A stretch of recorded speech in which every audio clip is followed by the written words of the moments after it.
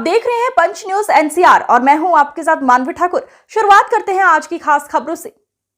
अधिक अपडेट्स के लिए बने रहिए पंच न्यूज एनसीआर के साथ। चैनल को लाइक, शेयर, सब्सक्राइब करें और बेल आइकन दबाना बिल्कुल न भूलें। अनीता चौधरी हत्याकांड मामले की जांच में पुलिस की कार्यशैली पर सवाल उठ रहे हैं। व्यवसायी तैयब अंसारी के अधिवक्ता अमित माहेश्वरी ने जोधपुर पुलिस कमिश्नरेट के थानाधिकारी सरदारपुरा को एक पत्र लिखकर आरोप लगाया कि उनके मुवक्किल तैयब अंसारी को पुलिस ने अवैध रूप से थाने में हिरासत में रखा है। पत्र में बताया गया है कि तैयब अंसारी को 30 अक्टूबर 2024 को पूछताछ के लिए बुलाया गया था, लेकिन पुलिस ने उन्हें 5 नवंबर तक थाने में ही रखा। उनके मुताबिक पुलिस ने इस मामले में कई लोगों को सामने बैठाकर पूछताछ की और तैयब अंसारी का मोबाइल फोन भी जब्त कर लिया। अधिवक्ता ने इसके आगे आरोप लगाया है कि पुलिस ने मुख्य महानगर मजिस्ट्रेट को गुमराह करने के लिए झूठी रिपोर्ट प्रस्तुत की। उन्होंने यह भी कहा कि तैयब अंसारी हृदय, बीपी और शुगर के रोगी हैं और उनके जीवन की सुरक्षा को खतरा है, इसलिए उनसे किसी भी तरह की पूछताछ करने से पहले लिखित नोटिस दिया जाए और पूछताछ की प्रक्रिया वीडियोग्राफी में रिकॉर्ड की जाए। अधिवक्ता ने अपील की है कि जोधपुर पुलिस न्यायिक दृष्टिकोण अपनाते हुए तैयब अंसारी के अधिकारों का सम्मान करे और अवैध हथियार को रोका जाए। इस मौके पर उनके रिश्तेदार भी उपस्थित थे। हाँ सर, गुड नेम। मेरा नाम अमित माहेश्वरी अधिवक्ता है और मैं अभी यहाँ पर सरदारपुरा पुलिस थाने में मेरे मुवक्किल श्री तैयब अंसारी की ओर से थानाधिकारी श्री दिलीप सिंह जी शेखावत को एक ज्ञापन देने आया हूँ। किस विषय में ज्ञापन देना है?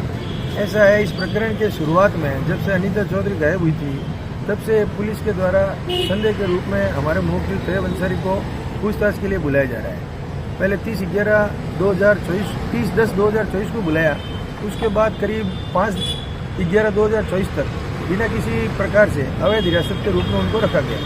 तत्पश्चात हमारे द्वारा शिकायत करने पर इन्होंने माननीय मुख्य महानगर मजिस्ट्रेट जोधपुर के समक्ष अपना प्रतिवेदन देकर यह कहा कि हमने हमारे मुवक्किल तैयब अंसारी को किसी प्रकार से अवैध गिरफ्तारी में नहीं रखा और छोड़ दिया।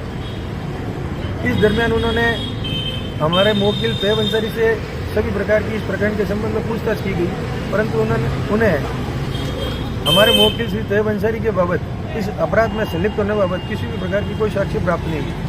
तत्पश्चात पुलिस के द्वारा माननीय मुख्य महानगर मजिस्ट्रेट के समक्ष सर्च वारंट लेकर मेरे मुवक्किल तैयब अंसारी के घर की, कार्यालय की एवं अन्य जगह की तलाशी भी ली गई, उसकी वीडियोग्राफी भी करवाई गई। उसमें भी तैयब अंसारी जी के इस प्रकरण में संलिप्त होने बाबत उन्हें किसी प्रकार की कोई साक्ष्य प्राप्त नहीं हुई। तब उन्हें 7/11/2024 को वापस छोड़ दिया गया, परंतु उसी दिन शाम को वापस उनके द्वारा फोन किया गया कि तैयब अंसारी को पुनः पूछताछ के लिए बुलाया गया।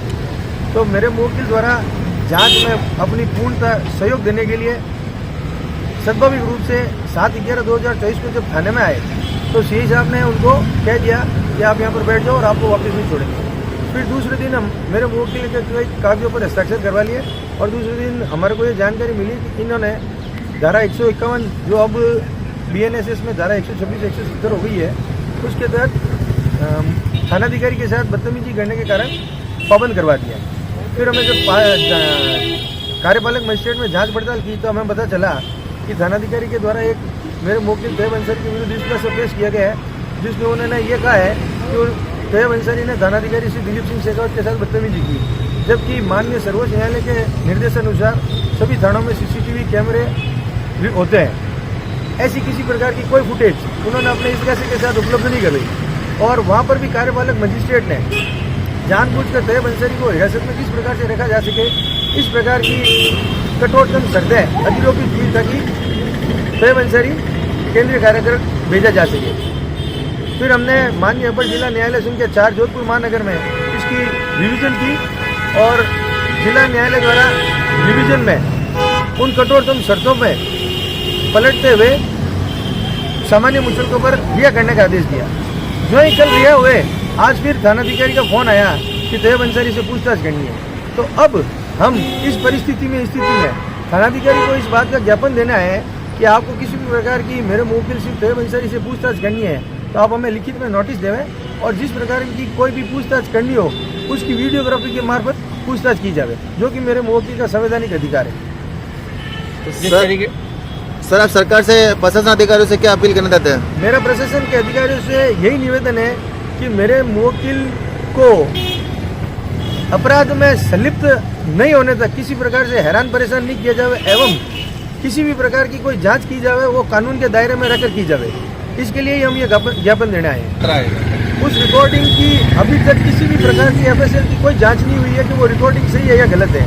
केवल मात्र किसी न किसी प्रकार से पुलिस इस प्रकरण से तैयब अंसारी को जोड़ने का प्रयास कर रही है और उन्हें बार बार इस करीब 10 दिनों से ज़्यादा पूछताछ के बावजूद उन्हें इस प्रकार के किसी प्रकार की कोई साक्ष्य नहीं मिली है, परंतु आज फिर उनको पूछताछ के लिए बुलाया जा रहा है और हमें इस बात का पूरा अंदेशा है कि इस बार भी जांच बुलाकर वो उन्हें अनावश्यक रूप से बिना पेपर्स में हिरासत में रख सकते हैं। इसलिए हम ये ज्ञापन देना है। अभी आपने जो ज्ञापन दिया उसमें आपको क्या जवाब मिला जी? संतोष हुआ नहीं हुआ? नहीं, हमें किसी प्रकार का संतोष नहीं हुआ। हम जब ज्ञापन देना है तो HM के द्वारा जो हेड मॉनिटर है उसके द्वारा ये कहा गया DO को ज्ञापन देवे। DO यहाँ पर थाने में है नहीं और अभी हमें ये कहा गया कि ये सेंसिटिव मैटर है, इसलिए हम इसको नहीं लेंगे। इसलिए अब हम थानाधिकारी का इंतजार कर रहे हैं और जो ही वो थानाधिकारी जी आएंगे तब हम उसे ज्ञापन देने का प्रयास करेंगे। परिचय आपका? अमित माहेश्वरी, अधिवक्ता।